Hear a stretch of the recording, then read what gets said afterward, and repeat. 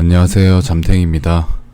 오늘 영상은요, 수입차에 입문하시는 분들한테 딱 한 대만 차량 추천하라고 하면 제가 항상 말씀드리는 차량을 소개해 드리려고 합니다.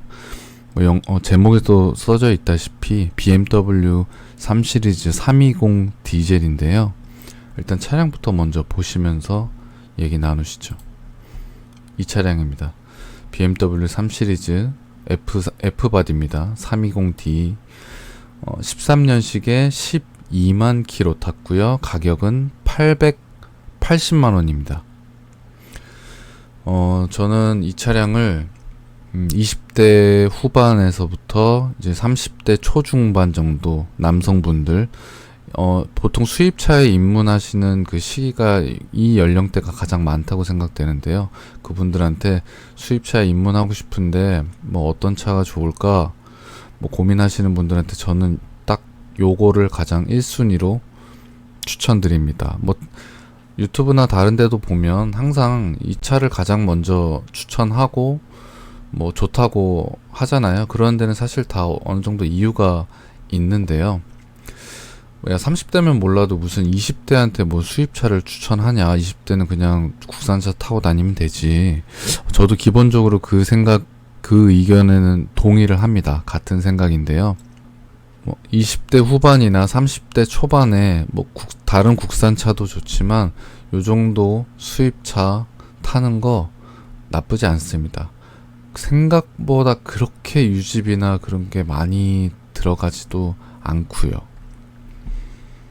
일단 13년식에 12만 킬로 탔으니까 지금 11년 됐는데 12만 킬로면 1년에 한 10,000 킬로 조금 더 탄 정도, 한 11,000 킬로 정도 탔네요. 이 정도면 킬로수가 굉장히 적은 편이라고 저는 개인적으로 생각을 하고 있고요. 앞으로 충분히 몇 년 동안 오래오래 잘 탈 수 있다라는 생각을 갖고 있습니다. 정비를 물론 잘 한다면요. 보험 이력부터 한번 볼게요. 보시면 소유자 변경 횟수 1회고요. 내차 피해 금액이 140만원, 170만원, 290만원, 290만원 이렇게 해가지고 총 4회에 한 900만원 정도 돼 있습니다. 수입차에서 이 정도는 아무것도 아니라고 생각이 되는데요. 외판 교환도 저는 거의 없을 수도 있다라고 느껴지는데, 맨 앞에 라디에이터 서포트 교환이 있네요. 하지만 이거는 외판에 해당되는 거고요. 뼈다구로 먹은 차는 아닙니다.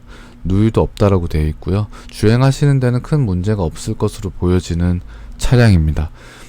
지금 일단 외관적으로 이 차 특징이 그냥 일반 M 스포츠 패키지가 아니라 그냥 일반 320D인데 앞에 이렇게 밑에 범퍼 쪽에 M 범퍼 느낌으로 이렇게 살짝 드레스업이 된 것처럼 보여지는데요.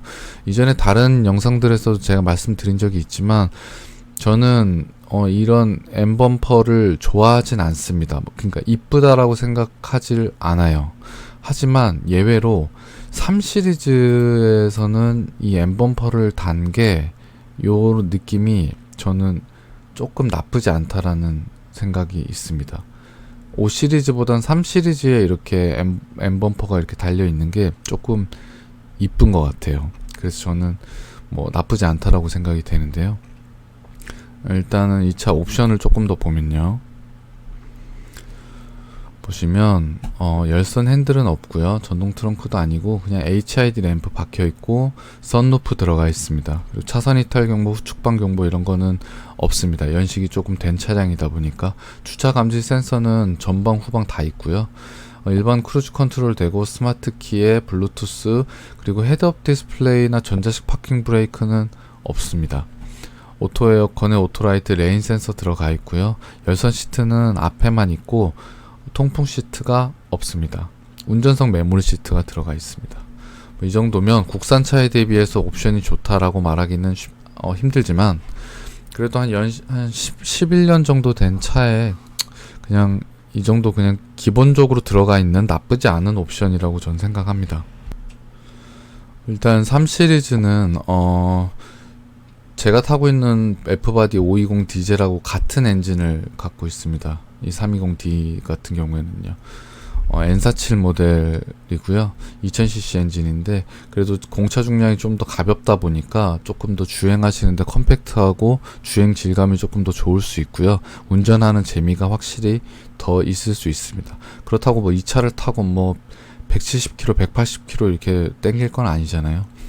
물론 그렇게도 주행하실 수도 있겠지만 저는 개인적으로 쏘는 그런 운전 스타일을 별로 안 좋아하기 때문에 그냥 공도에서나 고속도로에서도 이 정도 출력에 이 정도 공차 중량이면 날아다닐 겁니다. 차량 사진을 좀 더 보시면 디자인은 굉장히 뭐랄까 나쁘지 않다라고 생각이 됩니다.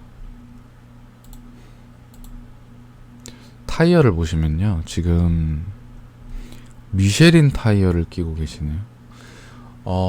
지금 한 12만 킬로 정도 주행하셨으니까 이 전차주분이 타이어를 적어도 한 번 이상 교체를 했을 건데, 미쉐린 타이어를 끼고 있다라는 거는 이 차량 정비에 어느 정도 돈을 아끼는 타입은 아닐 거라고 예상이 됩니다.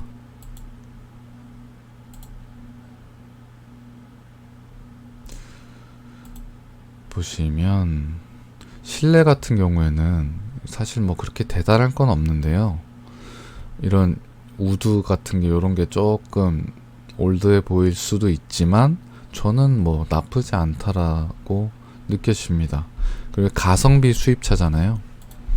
이 정도는 뭐 애교로 그냥 넘어갈 수 있는 부분이고요. 뭐 디지털 계기판 아닌데 뭐 괜찮습니다. 아날로그 계기판 너무 좋고요. 직관적이고 뭐 이런 물리식 버튼이 있는 게 저는 오히려 조금 더 좋고, 터치 같은 게 요새는 터치로 많이 돼 있다 보니까 오히려, 물론 다 그런 건 아니지만 오히려 조금 더 반응이 늦는 경우들이 있는데, 이런 물리식 버튼이 오히려 더 반응 속도도 빠르고 전 나쁘지 않다라고 생각이 됩니다. 그리고 이제 뒷좌석 같은 거를 보면 이제 생각보다 좀 넓지는 않은데요. 뒷좌석이 어딨니? 여기 있네요. 뒷좌석이 이게 넓은 편은 아닌데 뒷좌석에 사람을 자주 태울 일이 없다면 이 정도 공간도 나쁘지 않습니다. 그리고 생각보다 그렇다고 이게 막 엄청 사람이 못 탈 정도로 좁지는 않거든요. 그래도 탈만합니다. 아무튼 이렇게 해서 나쁘지 않다라고 보여지는데, 가격이 880이면 이제 뭐 1000만원도 안 하는 금액인데요. 가지고 와서 이제 소모품이나 이런 정비할 거, 수리할 거 있으면 수리하고 하는데, 애프터 마켓이 워낙 잘 돼 있기 때문에 이 차량 같은 경우에는 잘 활용하시면 수리비 정비하는데 그렇게 많은 돈이 들어갈 거라고 생각하지 않습니다. 저도 마찬가지였고요. 이 정도면 나쁘지 않은 가성비 입문용 수입차라고 생각합니다. 오늘도 긴 영상 봐주셔서 감사합니다. 다음에 또 다른 영상으로 찾아뵐게요. 고맙습니다. 안녕.